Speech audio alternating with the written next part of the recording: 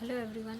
आज हम पढ़ेंगे क्लास 5वीं का हिंदी का पहला पाठ जिसका नाम है राख की रस्सी। ये एक छोटी सी कहानी है एक मंत्री के बारे में, उसका बेटा और एक लड़की के बारे में। तो चलिए शुरू करते हैं। लोनपोगार तिब्बत के 32वें राजा सोनग वसेन गाम्पो के मंत्री थे। तो कौन है ये? लोनपोगार ये जो है मंत्री हैं तिब्बत के 32वें राजा सोनग वसेन गाम्पो के। वे अपनी चालाकी और हाजे जवाबी के लिए दूर दूर तक मशहूर थे। हाजे जवाबी मतलब अगर आपसे कभी भी कोई भी प्रश्न पूछा जाए तो आप उसका तभी के तभी एक अच्छा सा जवाब दें तो उसे बोलते हैं हाजे जवाबी। तो इस चीज़ के लिए वो हर जगह मशहूर थे, प्रसिद्ध थे। कोई उनके सामने टिकता न था। चैन से ज़िंदगी चल रही थी, मगर जब से उनका बेटा बड़ा हुआ था उनके लिए चिंता का विषय बना हुआ था। कारण यह था कि वह बहुत भोला था, होशियारी उसे छूकर भी नहीं गई थी। लोनपोगार ने सोचा, मेरा बेटा बहुत सीधा साधा है, मेरे बाद इसका काम कैसे चलेगा। अब लोनपोगार को यह दिक्कत थी कि उसका बेटा जो है बहुत भोला था। भोला का मतलब है कि वो सबकी बातें मान लेता था। अगर कोई उसे बोल देता कि ये काम ऐसे नहीं ऐसे होगा तो सबकी बातों पर बहुत जल्दी यकीन कर लेता था। कभी भी यह नहीं सोचता था कि ये गलत भी हो सकता है, ये ऐसा कुछ जो उसे जैसा बोलता वो ऐसा मान लेता था। इसलिए जो है लोनपोगार बहुत परेशान रहने लगे। एक दिन लोनपोगार ने अपने बेटे को 100 भेड़ें देते हुए कहा, तुम इन्हें लेकर शहर जाओ, मगर इन्हें मारना या बेचना नहीं, इन्हें वापस लाना 100 जौ के बोरों के साथ।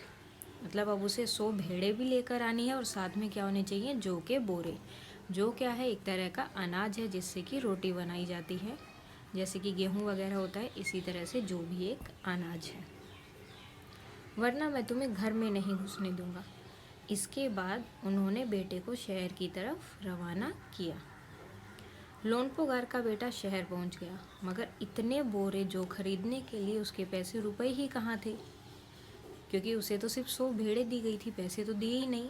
तो वो यही सोच रहा था कि वो कैसे 100 के जो के 100 बोरे जो है खरीदेगा।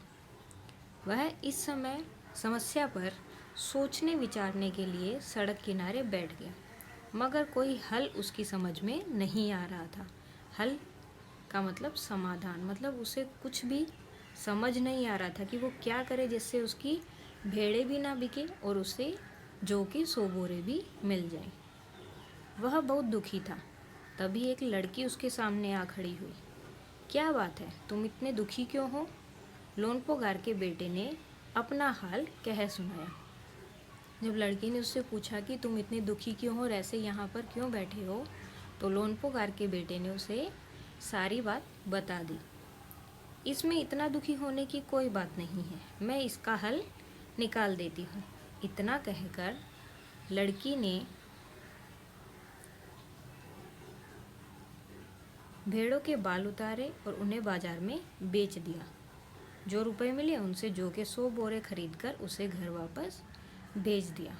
अब क्या होता है कि भेड़ें जो होती हैं, ये देखिए शिप, इनके जो है बाल उतारे जाते हैं और उनको बेचा जाता है, जिससे कि बाद में ऊन या रस्सी या धागा वो सब चीज़ें बनाई जाती हैं। तो उसने जब उस लड़की को बताया तो लड़की ने बोला कि इसमें कोई बड़ी बात है ही नहीं, इनके बाल उतारो और बेच दो, जिससे कि तुम्हें 100 के जो बोरे भी मिल जाएंगे। और वैसा ही करने से उसे मिल गए और उसे घर वापस भेज दिया। लोनपोगार के बेटे को लगा कि उसके पिता बहुत खुश होंगे, मगर उसकी आपबीती पर उन्होंने ध्यान नहीं दिया। वे उठकर कमरे से बाहर चले गए। दूसरे दिन उन्होंने अपने बेटे को बुलाकर कहा, पिछली बार भेड़ों के बाल उतार कर बेचना मुझे जरा भी पसंद नहीं आया। अब तुम दोबारा उन्हें भेड़ों को लेकर जाओ, उनके साथ जौ के 100 बोरे लेकर ही लौटना। अब बाल तो उतर गए, अब फिर से उन्हें भेड़ों को लेकर जाना है जिनके बाल पहले ही उन्होंने उतार लिए हैं, और फिर से जौ के 100 बोरे लेकर आने हैं। एक बार फिर निराश लोनपोगार का बेटा शहर में उसी जगह जा बैठा। न जाने क्यों उसे यकीन था कि वह लड़की उसकी मदद के लिए ज़रूर आएगी, और हुआ भी कुछ ऐसा ही। वह लड़की आई उसने उससे अपनी मुश्किल कह सुनाई। अब तो बिना जो के सो बोरे कि मेरे पिता मुझे घर में नहीं घुसने देंगे। तो जैसे ही वो लड़की आई उसने उसको सब कुछ बता दिया कि अब की बार फिर से पिताजी ने मुझे यही बोला है कि भेड़ों को नहीं बेचना है और जो के 100 बोरे भी लेकर आने हैं, और अब की बार अगर मैं जो के 100 बोरे नहीं लेकर गया तो वो मुझे घर भी नहीं घुसने देंगे। लड़की सोचकर बोली, एक तरीका है। उसने भेड़ों के सींग काट दिए। उन्हें बेचकर जो रुपए मिले उनसे 100 बोरे खरीदे। बोरे लोनपोगार के बेटे को सौंपकर लड़की ने उसे घर भेज दिया। तो अब की बार उन्होंने क्या किया, अब की बार उन्होंने उनके जो है सींग काट लिए, उनको बेचकर जो है जो के 100 बोरे खरीदे और फिर से उसे घर पर भेज दिया। भेड़े और जो के बोरे पिता के हवाले करते हुए लोनपोगार का बेटा खुश था।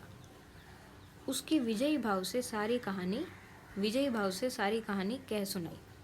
सुनकर लोनपोगार बोले, उस लड़की से कहो कि हमें 9 हाथ लंबी राख की रस्सी बनाकर दे।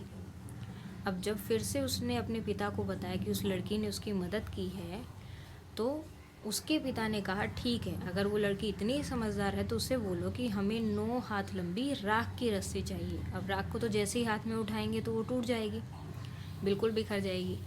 तो इसीलिए वो बोलता है कि उसे बोलो कि मुझे 9 हाथ लंबी राख की रस्सी चाहिए। उनके बेटे ने लड़की के पास जाकर पिता का संदेश दोहरा दिया। लड़की ने एक शर्त रखी, मैं रस्सी बना तो दूंगी मगर तुम्हारे पिता को वह गले में पहननी होगी। लोनपोगार ने सोचा ऐसी रस्सी बनाना ही असंभव है, इसलिए लड़की की शर्त मंजूर कर ली। अब लड़की ने उनकी शर्त मान ली, लेकिन साथ में एक शर्त और रखी कि मैं रस्सी बनाऊंगी तो वो जो है लोनपोगार को अपने गले में डालनी पड़ेगी। और लोनपोगार जो है इस बात को लेकर बहुत ज़्यादा उत्साहित था कि राख की रस्सी तो बन ही नहीं सकती, तो मैं इस शर्त को मान लूँगा, क्योंकि जब बनेगी नहीं तो पहननी कहाँ से है। तो इसलिए उसने बिना कुछ कहे वो शर्त मान ली। अगले दिन लड़की ने 9 हाथ लंबी रस्सी ली, उसे पत्थर के एक सिल पर रखा। सिल का मतलब टुकड़ा। वो लंबी रस्सी ली 9 हाथ लंबी और उसे पत्थर के एक टुकड़े पर रख दिया और जला दिया। रस्सी जल गई मगर रस्सी के आकार की राख बच गई।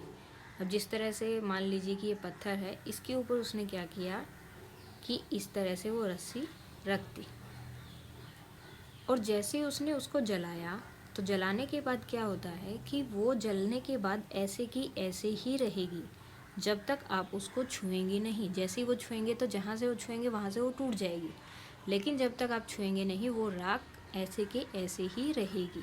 तो उसने वही किया, पत्थर के सिल पर उसे रखा और जला दिया, तो रस्सी ऐसे की ऐसे ही दिखाई दे रही थी। इसे वह सिल समेत लोनपोगार के पास ले गई। तो उसने अब क्या किया, उस पत्थर के टुकड़े को ही उठाकर लोनपोगार के पास ले गई और उसे पहनने के लिए कहा। लोनपोगार रस्सी देखकर चकित रह गया। अब जो है लोनपोगार जो है बहुत हैरान था, क्योंकि रस्सी तो उसे दिखाई दे रही थी कि राख की रस्सी बनी हुई है, लेकिन जैसे ही वो उठाएगा तो वो टूट जाएगी। वे जानते थे कि राख की रस्सी को गले में पहनना तो दूर, उठाना भी मुश्किल है, हाथ लगाते ही वह टूट जाएगी। लड़की की समझदारी के सामने उनकी अपनी चालाकी धरी रह गई। मतलब उनकी जो होशियारी थी वो किसी भी काम के नहीं आई, वो वहीं पर रखी धरी, मतलब एक तरह से रखी रह गई, वो उनकी किसी भी इस्तेमाल में नहीं आई। बिना वक्त गवाए, वक्त का मतलब समय, बिना वक्त गवाए लोनपोगार ने अपने बेटे की शादी का प्रस्ताव लड़की के सामने रख दिया और धूमधाम से उन दोनों की शादी हो गई। तो ये था राख की रस्सी, क्लास 5वीं का पहला पाठ।